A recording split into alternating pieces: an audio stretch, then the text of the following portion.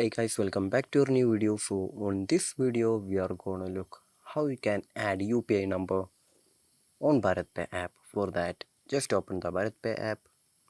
So after opening the app here, we just need to go to the profile option on the top left corner. Just tap on the top left corner and then just go to the Bharatpe UPI settings option.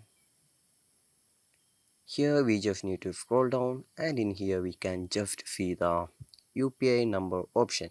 Just tap on the UPI number option. So in here we can just see the add UPI number option. Just tap on the add UPI number and in here we can enter your preferred UPI number right here, and it should be with start with 0. Also we can see any numeric number of 8 to 9 digits can be entered.